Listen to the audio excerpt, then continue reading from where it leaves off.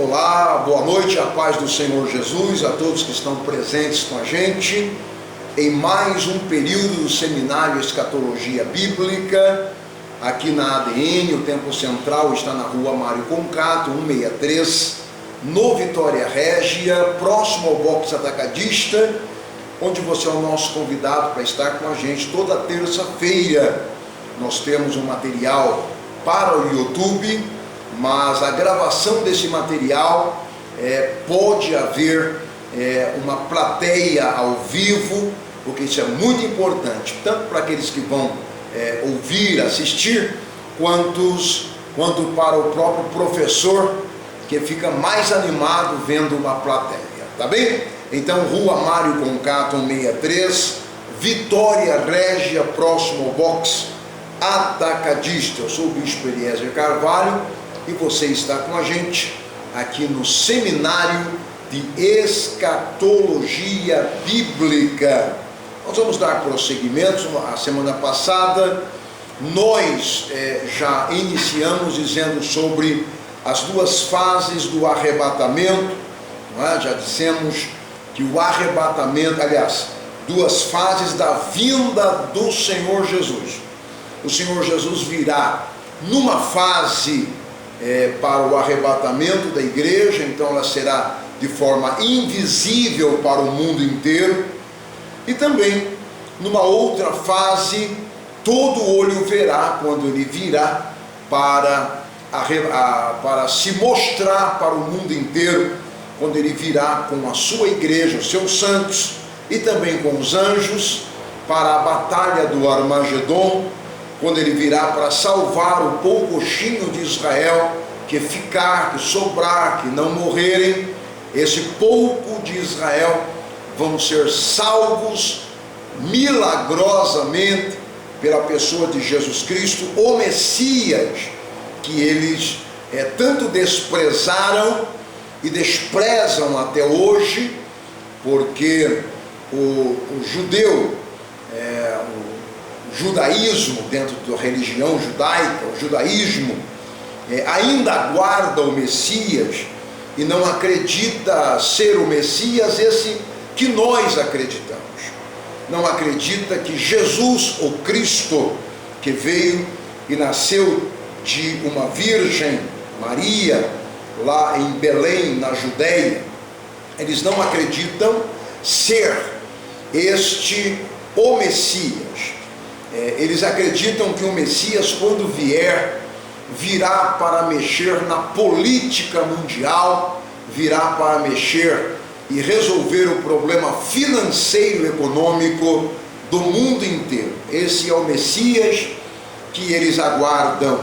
Então, quando não houver mais nenhuma solução para Israel, então eles verão o Messias vindo montado num cavalo branco e virá para socorrer o poucochinho de Israel que está entre a cidade de Edom e Jerusalém. E eles não podem voltar para Jerusalém, porque os inimigos estarão lá para matá-los. Eles não podem prosseguir para a cidade de Edom, para a cidade do seu irmão Esaú, porque o seu irmão Esaú caguetou eles para o anticristo, e então o anticristo vem para derrotá-los nesse caminho para a cidade de Edom, ou os edomitas, ou os descendentes de Esaú. Então, já demos novamente um pano de fundo do que nós estaremos falando. Então nós vamos dar mais uma caminhada aqui, tá bem? Mais uma caminhadazinha aqui para sobre o arrebatamento da igreja. Dissemos semana passada, na aula anterior, que o arrebatamento da igreja não é marcado exatamente com sinais. Jesus pouco falou do arrebatamento da igreja. Pouco Jesus lecionou no seu ministério terreno sobre o arrebatamento da igreja. Foi falado muito sobre o arrebatamento da igreja pelo apóstolo Paulo, quando ele fala aos Tessalonicenses, no capítulo 4, no versículo 16, ele informa como será o arrebatamento da igreja. Então, quando os discípulos perguntaram para Jesus, perguntando a ele, que sinais haverão no céu e na terra que mostrarão a sua vinda? E quando Jesus responde quais os sinais que falam da vinda dele, ele não fala do arrebatamento, ele fala da vinda visível.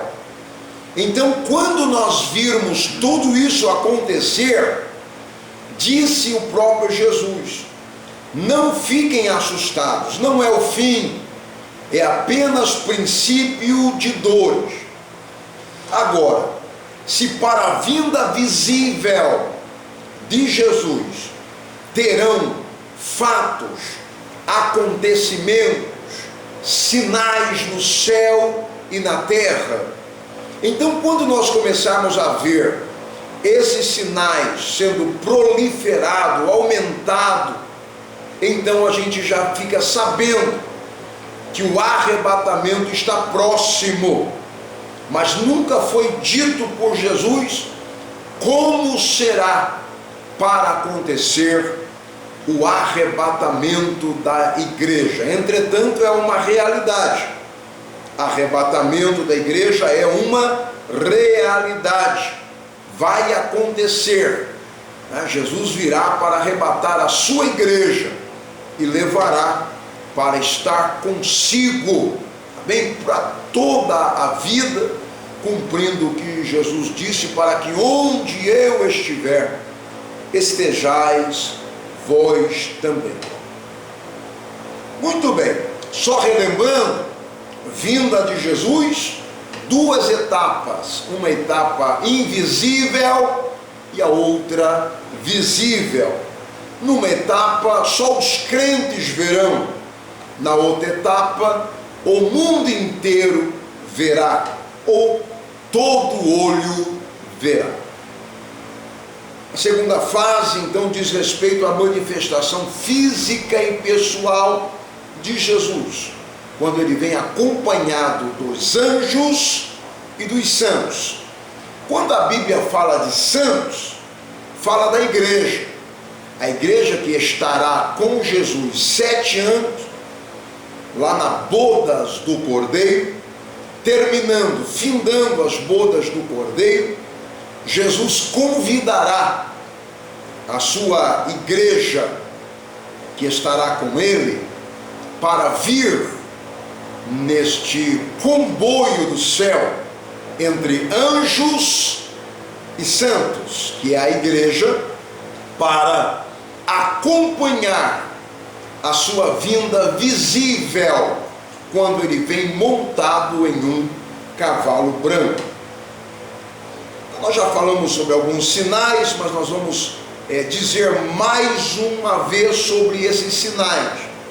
Lembrando que esses sinais não diz respeito ao arrebatamento, mas diz respeito à vinda visível de Jesus, que é a segunda fase, da vinda de Jesus. Primeiro, quando começarmos a ver e ouvir que muitos vêm em nome do Messias, dizendo-se ser o Messias, dizendo: eu sou o Cristo que havia de vir, o próprio Jesus ensinou dizendo: não saiais ao encontro. Ou seja, muitos cristos vão se revelar, dizendo: eu sou o Cristo. não saiais ao encontro. Então, a Bíblia diz que os cristos que virão antes do Cristo vir visivelmente, eles enganarão a muitos. Existem alguns que são patéticos. Nós tivemos aqui no Brasil um Cristo patético, um Cristo que era mais uma alegoria de carnaval, ou uma alegoria lá do norte e nordeste do país, do que exatamente um Cristo. Ele gostava de ir fazer parte de programas de televisão. Esse patético até do Pânico, ele participou. Até o programa Pânico na TV, ele participou para mostrar o quanto ele era patético. Ok, não vou retirar que ele era um patético, porque ele era muito patético, né? Ele não fazia por onde as pessoas acreditarem nele. Mas para quem conheceu o Henri Christ aqui no Brasil, que vivia em Curitiba, patético, sabe que ele tinha seguidores. Eu não sei como, mas ele tinha seguidores. Ele tinha 12 discípulos, que eram seus guarda-costas. Ele tinha as Marias, que viviam na casa dele, uma casa muito grande em Curitiba. Eram muitas mulheres que apoiavam o seu ministério. Mas fora isso, ele tinha uma multidão de seguidores. Não sei se seguiam de verdade ou queriam tirar um sarro na cara dele, mas que seguiam, não é? Aqui no Brasil se revelou como um Cristo. Aí nós tivemos, fora do Brasil, tivemos o Reverendo Moon. O Reverendo Moon, ele veio como um Cristo, no lugar de Cristo. Ele montou uma religião, que esta religião começou ele a ensinar que todas as mulheres, para serem salvas, deveriam ser suas esposas. Então, ele foi marido de multidões de mulheres, e havia um casamento formal. De tempos em tempos, as mulheres seguidoras da religião do Reverendo Moon deveriam se reunir num ambiente muito grande, se vestir de noiva, véu e grinalda, e se casar com o Reverendo Moon. Tanto o Henri Christ morreu, não se fala mais nele. Eu acredito que aí não teve mais graça para esse pessoal ficar seguindo. Acredito que ninguém mais segue essa seita, né? Agora, o Reverendo Moon, ele deixou o filho dele, deixou uma cria, e o filho dele prossegue com esta seita, a seita do Reverendo Moon, que tem no Brasil, e algumas igrejas ditas evangélicas são ligadas ao Reverendo Moon, recebem um apoio do Reverendo Moon. Então ele também se fez como o Cristo. E tiveram muitos Cristos nos Estados Unidos, na Rússia. Muitos Cristos se levantaram dizendo: eu sou Cristo. Então, um dos sinais de que Jesus está próximo é quando se levantarem pessoas dizendo: eu sou o Cristo. Segundo, você vai começar a ouvir rumores de guerras. Guerras aqui, guerras ali, guerras acolá. Quando você começar a ver muitas guerras sequenciais, é um sinal que se aproxima a vinda visível de Jesus. Se levantará então nação contra nação repentinamente, de repente. Dormem em paz e amanhecem em guerra. Quando você ver isso acontecer de forma sequencial, é notório que está se aproximando a vinda visível de Jesus. Quando você vê fome em muitos lugares, hoje a gente vê fome no Brasil, sim, ainda vemos fome no Brasil, muito embora o Brasil ainda é um país que cuida dos seus pobres, dando a eles um Bolsa Família. Não estou aqui puxando sardinha para nenhum dos lados, só estou lembrando que aqui no Brasil não é todo mundo que tem tanta fome assim. Mas quando vamos para a África, Moçambique, aí lá se vê a fome imperando. Os meninos, as crianças famintas, as mulheres famintas, os homens famintos. Mas estamos falando apenas de um país dentro de um continente africano. A Bíblia diz que quando a terra sentir a fome, então será um sinal da vinda visível de Jesus. Quando houver pestes, a gente vê aqui e ali acolá as pestes, os vírus que se instalam de vez em quando em alguma região da terra ou do país. Mas a Bíblia diz que quando as pestes, os vírus se instalarem de uma forma quase que global, então será realmente volta de Jesus iminente. É uma marca, é um sinal da volta de Jesus. Quando você começar a ver terremotos, o Brasil, por exemplo, não tinha terremotos, e agora já se sentiu em São Paulo a terra tremer. Santa Catarina, a terra tremeu. Rio Grande do Sul, a terra tremeu. Então, é um sinal, não que isso já é um sinal, um prelúdio que Jesus está voltando. Não, quando você começar a ver muitos terremotos aqui no Brasil, depois logo ali no Paraguai, no Uruguai, e de repente terremotos em toda a América Latina, terremotos aí na Ásia, né? Depois vem para a América do Sul, e aí você então poderá dizer, é um prelúdio da volta de Jesus, volta visível. Não estou me referindo aqui a arrebatamento, porque o arrebatamento acontecerá antes da vinda visível de Jesus, pelo menos 7 anos antes, tá bem? Muito bem.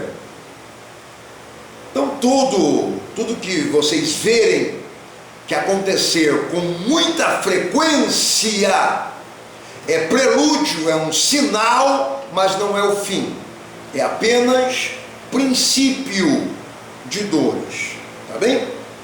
Quando você ver que a igreja, os justos, começarem a ser atribulados, as seitas se levantarem contra os justos, a população, a sociedade, através das mídias, se levantarem contra a igreja, contra os justos de Jesus, quando as leis começarem a apertar os justos de Deus, que é a igreja, então é um prelúdio da volta de Jesus, é um sinal que Jesus está voltando.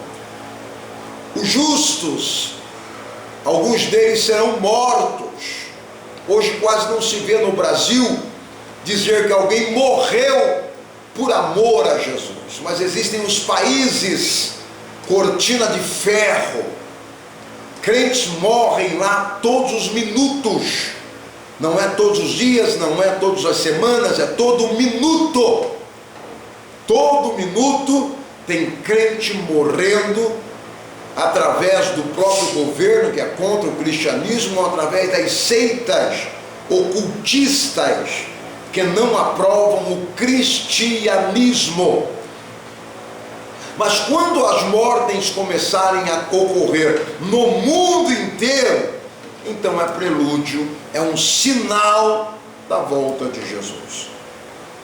Quando os crentes, e isso já acontece, mas eu estou me referindo com muito mais ênfase, quando os crentes forem odiados, quando você sair na rua e for odiado pelas pessoas na rua, odiado pelos seus vizinhos, odiado por tudo e por todos, e você não sentir-se mais prazer de ficar na terra e sentir um desejo muito grande de sair desta terra por causa do ódio da população mundial, então também é um sinal da volta de Jesus. Os justos vão ser traídos, famílias não cristãs trairão os seus entes queridos, os crentes, e isso acontecerá com muito mais ênfase nos 7 anos da grande tribulação. 3 anos e meio de tribulação, 3 anos e meio de grande tribulação. Nos 3 anos e meio posteriores, finais, então acontecerá muito mais traições e mortes dos crentes na pessoa de Jesus Cristo. Então, muitos justos serão enganados pelos falsos mestres, e isso acontecerá com muito mais ênfase no tempo da grande tribulação. O amor das pessoas vão se esfriar, nós temos sentido isso já, mas não é nem o começo do que vai acontecer mais para frente aí, quando nós vamos viver realmente um mundo com desamor, um mundo sem amor, sem afeto natural. As pessoas não se amarão mutuamente, tá bem? Muito bem. Então nós dissemos desses fenômenos, e nós vamos somente dar mais algumas ênfases aqui a respeito do que acontecerá para ser sinal da volta visível de Jesus. A proliferação de religiões que não professam o nome de Jesus, ou seja, religiões falsas. Quando aumentarem muito as religiões falsas, as que não professam o nome de Jesus, os que não acreditam em Jesus, ou as que não apresentam a Jesus como um caminho para a salvação, quando proliferar, aumentar muito essas religiões, então nós saberemos que a volta de Jesus está próxima. Nós temos no Brasil, graças ao bom Deus, o cristianismo tem uma ótima aceitação e cresce gradativamente, mas junto com o crescimento do cristianismo, nós temos outras religiões silenciosas que está crescendo vultuosamente, mas silenciosamente, tá bem? Nós temos as religiões ocultistas. As religiões ocultistas estão crescendo no Brasil, mas sem alarde, sem fazer propagandas, sem colocar o nome na TV, sem utilizar as mídias sociais, sem o líder colocar a cara a tapa. Mas essas religiões estão crescendo, e quando elas proliferarem no Brasil, por exemplo, então o Brasil poderá dizer que haverá no Brasil um sintoma, um sinal da vinda de Jesus. Por quê? Porque se essas religiões ocultistas estão trabalhando arduamente para haver crescimento numérico no Brasil, é claro, é óbvio que elas estão trabalhando em outros países do mundo também. São religiões que já atuam nos países asiáticos, são religiões que já atuam nos países africanos, e são religiões que atuam em todo o Oriente Médio, e são religiões que dominam a janela 1040, que são os países que fecham-se para o Evangelho. Essas religiões já têm um domínio nesses países que, vamos dizer bem claro, faz parte da maior parte da população mundial. Uma dessas religiões está dentro da própria Jerusalém. Uma dessas religiões que eu estou me referindo aqui, que eu não vou citar o nome, porque nós estamos numa mídia social e eu quero evitar citar o nome, mas as pessoas já vão se tocar de que se trata. Dentro de Jerusalém tem 3 principais religiões.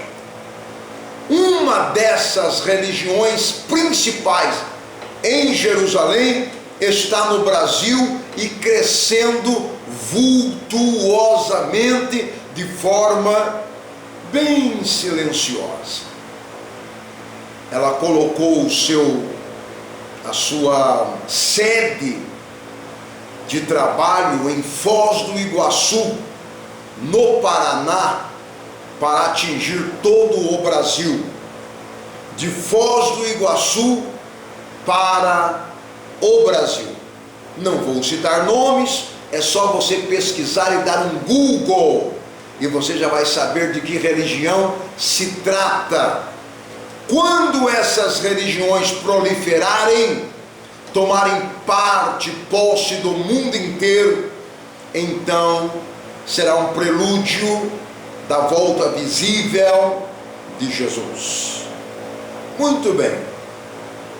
O renascimento e o avanço generalizado do ocultismo, nós já falamos. As guerras vão acontecer, os rumores de guerras, as pestes, terremotos. Quando nós presenciarmos tudo isso, sabendo que são sinais visíveis da vinda literal de Jesus na terra, devemos permanecer firmes, vigilantes, porque Jesus virá então, de repente, para arrebatar a sua igreja. Lembre-se que ele disse que virá como um ladrão. Ele não deixou nenhum sinal. Ele virá como um ladrão. Virá de repente. Ele, na sua parábola, disse que se o dono da casa soubesse que dia, que hora o ladrão viria para subtrair a sua residência, ele então se prepararia, não dormiria, colocaria guardas para proteger a sua casa. Mas ele disse que ele virá como um ladrão, que o ladrão não avisa quando vem, ele vem de repente. E aí vem aquele ditado: depois que o ladrão já entrou, não precisa colocar cadeado. Claro que precisa, você vai se proteger para não vir o próximo ladrão, mas é um ditado popular, né, que diz assim. Então a segunda vinda de Cristo, de Jesus, o Cristo, ela é mencionada 318 vezes no Novo Testamento, bastante mencionado, né, nos 27 livros do Novo Testamento. Mas um exame descuidado de muitos pode levar a conceitos conflitantes, como por exemplo, um trecho nos diz que Cristo virá nos ares, conforme 1 Tessalonicenses capítulo 4, versículos 16 e 17, enquanto que um outro diz que Cristo virá em secreto, como um ladrão. Outro trecho diz que Cristo virá e todo olho verá. Um trecho diz que a sua vinda todos se regozijarão, enquanto que o outro trecho diz que os povos se lamentarão. Então, como podem discernir essas duas vindas? Vamos então analisar as duas vindas. E a Bíblia não tem conflito, não é conflitante. A Bíblia interpreta a própria Bíblia. Não tem nenhum problema com a Bíblia, tá bem?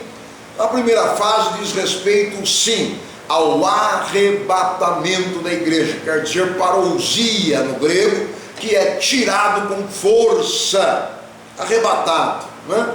Isso concerne então a igreja, o povo que o espera anelante, que se prepara para esse grande dia. A segunda fase diz respeito à manifestação física, pessoal de Jesus, conforme já disse, acompanhado dos seus anjos e seus santos.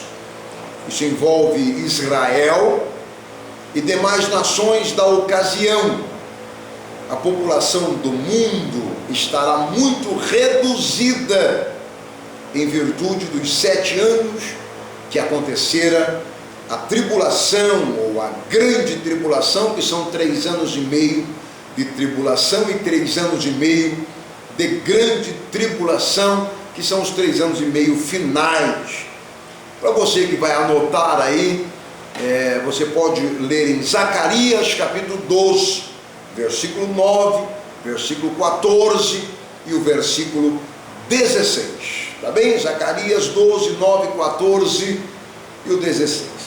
Essa passagem bíblica tem a ver com o momento em que Israel estará praticamente dizimado, porque vai estar sendo atacado pelo anticristo e as tropas da besta, que vai estar dizimando Israel e todas as nações que são a favor de Israel.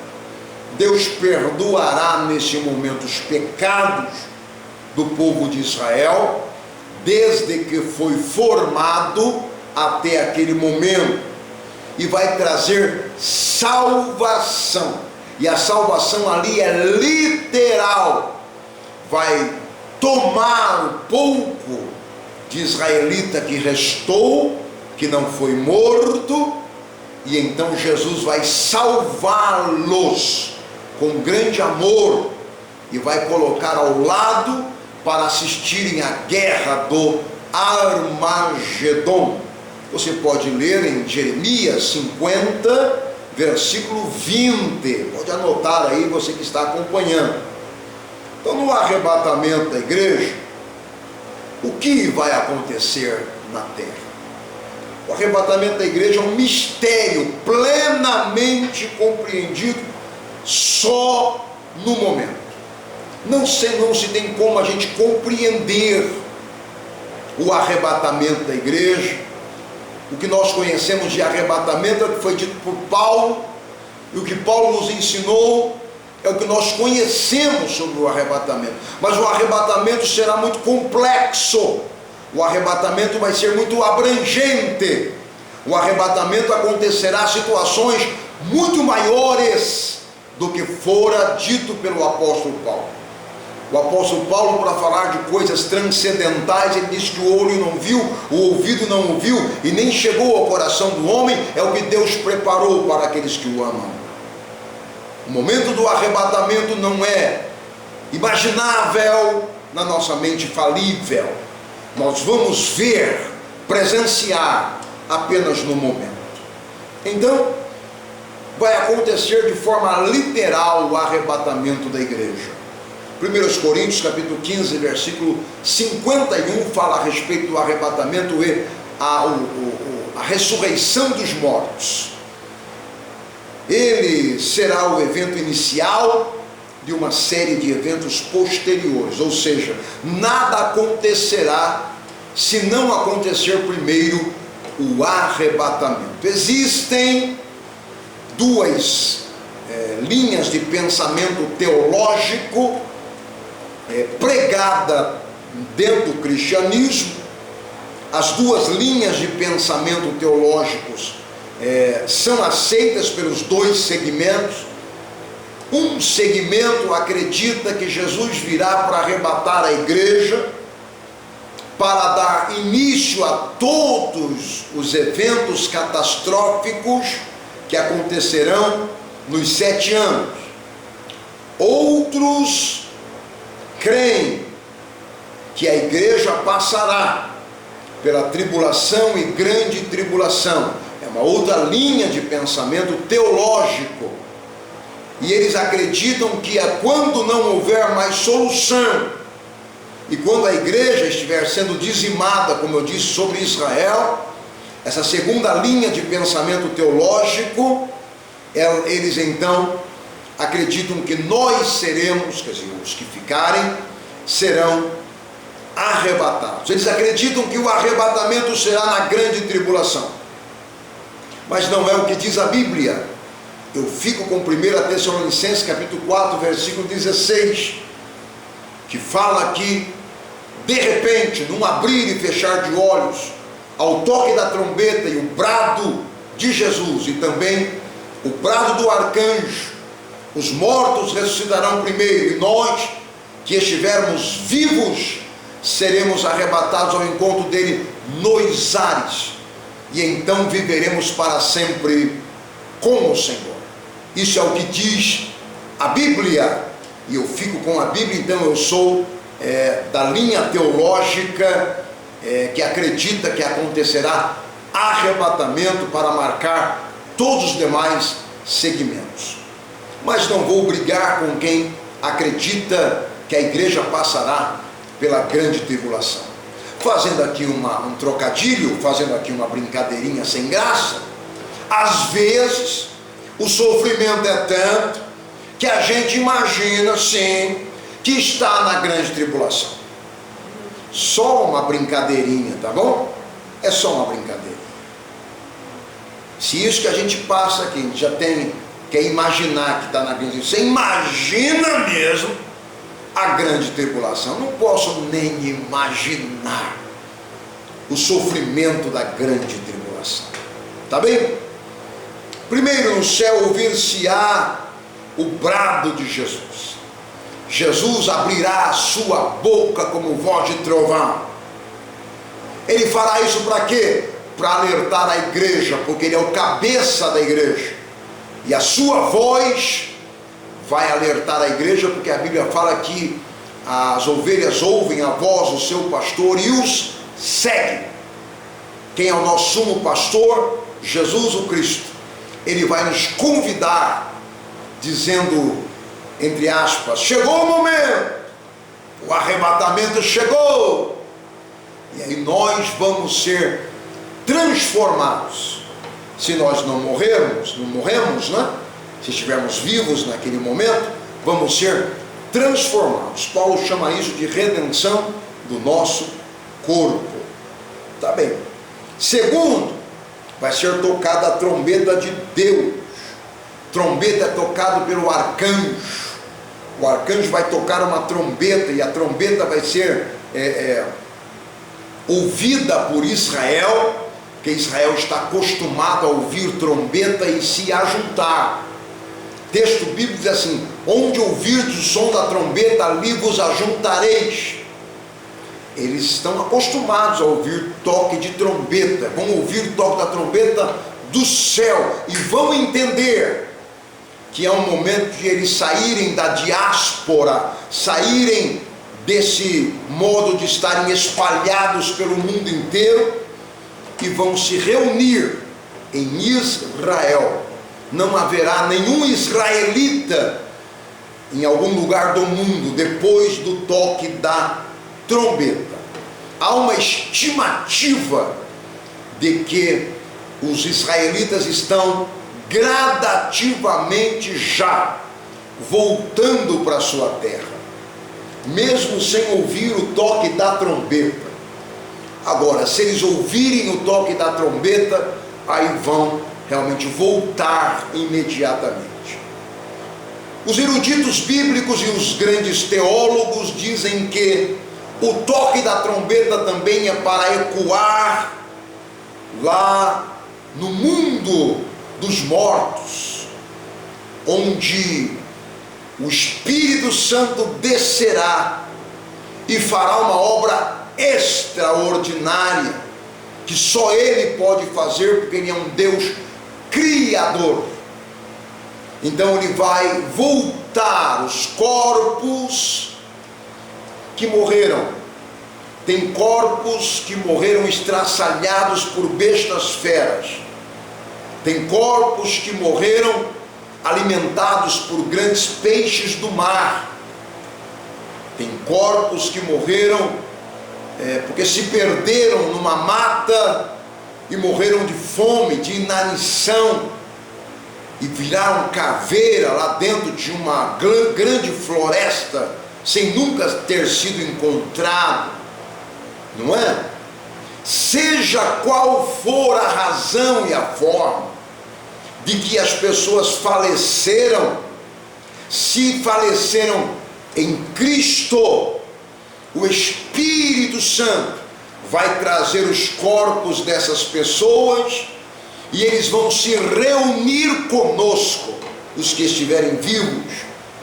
E então o Espírito Santo vai reunir todos no mesmo local e acontecerá a redenção do nosso corpo, ou o que nós chamamos de incorruptibilidade. Vamos receber um corpo imortal.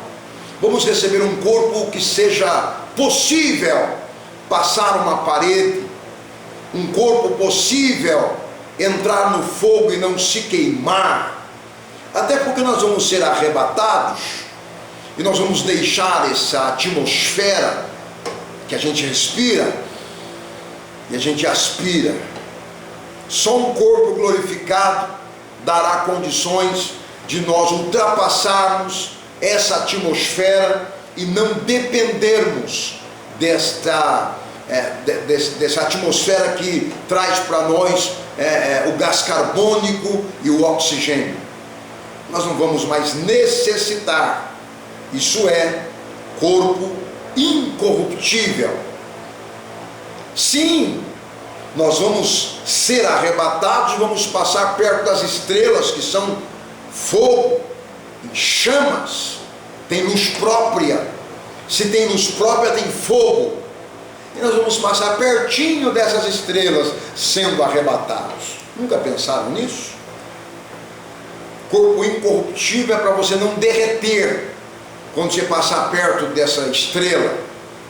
Corpo incorruptível é para você entrar na órbita da estrela de quinta grandeza, o Sol, que é a nossa estrela de quinta grandeza da nossa galáxia, e você não se derreter, não derreter. Se você não tiver corpo incorruptível, você derrete ao passar na estrela de quinta grandeza, o Sol.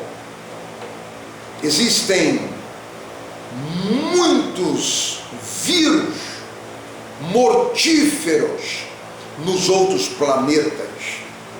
Corpo incorruptível é um corpo que enfrenta todos os vírus possíveis.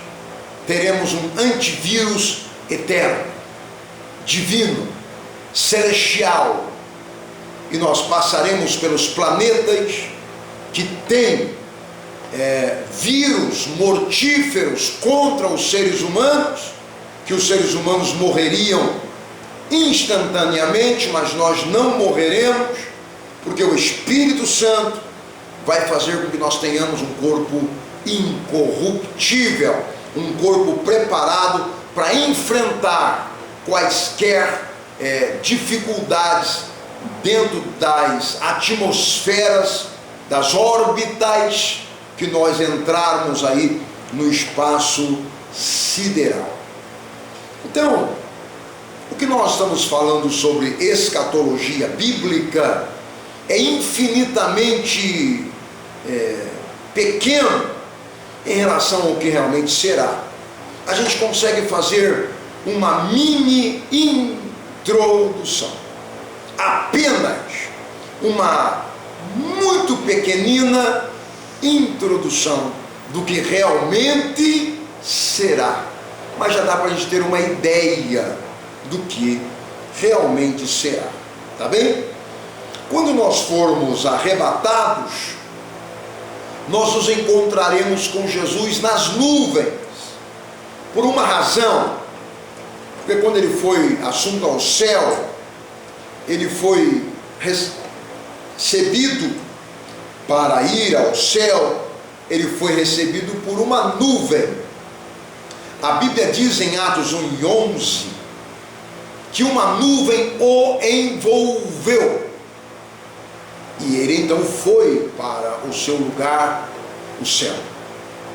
Quando ele voltar, a Bíblia diz, e ele mesmo diz, e o apóstolo Paulo também disse, que ele virá às nuvens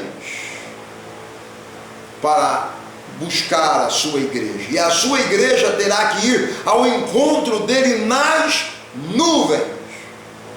Os discípulos tiveram muita vontade de ser levitado até as nuvens, para abraçar pela última vez Jesus. Mas nada acontecia. Eles ficavam olhando para cima, esperando que alguma coisa acontecesse, que eles fossem arrebatados, que eles fossem levitados até Jesus nas nuvens, ou que Jesus retornasse para eles e dissessem: já voltei, vamos continuar. Eles tinham esse desejo que Jesus retornasse, mas não aconteceu, e os discípulos não voltavam logo, e Jesus só iria quando os discípulos retornassem. Então os anjos precisaram falar, e acredito eu que estava lá o anjo mensageiro, o anjo Gabriel, que é aquele que fala, e ele então disse: varões galileus, por que é que vocês estão olhando para cima? Vão embora, vamos, vai trabalhar. Nesse caso não era trabalhar não, é ir para Jerusalém, porque eles tinham recebido uma ordem para irem para Jerusalém, ficaram, tá bom? Mas olha, voltem, vão embora para Jerusalém. Esse Jesus, que dentre vós foi recebido aqui, do mesmo modo com que vocês viram ele subir, ele há de descer. Então pode ir embora. Eles ouviram o anjo falar aqui, não precisaram ir embora, tristes, mas foram embora, foram para Jerusalém, foram para a casa da irmã Maria, lá no cenáculo, lá no segundo andar da casa da irmã Maria, onde eles ficaram lá por 10 dias, para receberem o batismo no Espírito Santo, receberem o Espírito Santo. Nós, crentes pentecostais, já falamos batismo no Espírito Santo. Nós receberam o Espírito Santo. O Espírito Santo desceu sobre eles, tá bem? E a razão deles falarem em línguas, nós então denominamos de batismo com o Espírito Santo. Beleza, existem também duas vertentes, não é o caso que nós vamos conversar aqui agora, que agora estamos falando sobre escatologia bíblica, tá bom? Muito bem. Então, Jesus virá, e ele virá até as nuvens. Nós iremos ao encontro dele nas nuvens. Depois ele vai nos levar para algum lugar do espaço sideral, não sei se é em Júpiter, não sei se é em Netuno, não sei se é na Lua, não sei se ele vai escolher algum dos planetas mais próximos da nossa órbita terrena, ou se ele vai em lugares mais longínquos. Eu só sei que ele vai estabelecer um negócio chamado Tribunal de Cristo, ou um tribunal para os crentes, que não é lá no céu aonde nós vamos, não. Ele vai parar no meio do caminho e falar: oh, parou. Eu sou: uai, mas por que parou? Porque agora eu vou julgar vocês. Vocês vão ser julgados. Mas nós não vamos ser salvos? Sim, vocês vão ser salvos, sim. Salvação está garantida para vocês. Uma vez que vocês estão aqui comigo, vocês estão salvos. Mas agora quero ver quem vai receber galardão. E aí vai ser o momento da igreja ser galardoada. Em algum lugar aí do espaço sideral vai acontecer o Tribunal de Cristo, tribunal para os crentes. Nós vamos estar, que jeito? Nós vamos estar com o corpo glorificado, tá bem? Então, o crente que vai participar da grande, aliás, do arrebatamento e não participar da grande tribulação, ele é bem-aventurado, ele é feliz, porque ele vai ser raptado, tirado com força da terra, para estar para sempre com o Senhor. E nesta aula de escatologia você poderia me dizer: o que eu devo fazer para estar para sempre com o Senhor? Eu já disse no início, entre linhas, mas agora eu vou desenhar. Existe um homem chamado Jesus o Cristo. Ele veio aqui na terra para representar o Pai. Ele veio para morrer e ele morreu. Ele foi crucificado por causa de toda a humanidade. Ele veio só para isso. O nome dele não representa mais nada a não ser Salvador. O nome Yeshua ou Jesus significa Salvador. Então ele veio para quê? Para que você não descesse ao inferno, que você subisse ao céu, que você fosse arrebatado e tivesse para sempre com ele. Ele disse: Pai, eu não quero que ninguém se perca. Não quero. Todos que o Senhor me deram, ninguém se perdeu a não ser o filho da perdição. E eu oro por aqueles que ainda vão se salvar. Estava eu incluído, está você incluído. Basta você aceitar o Senhor Jesus como seu Salvador pessoal. Aceitar a Jesus é aceitar a Jesus como Salvador. É você acreditar que Ele é Messias, que Ele é Senhor da sua vida, que Ele vai mandar na sua vida, que a partir daquele momento que você quer ser salvo, você fala assim: não vivo eu, mas Cristo vive em mim. Não faço mais o que eu quero, agora eu vou fazer o que Ele quer.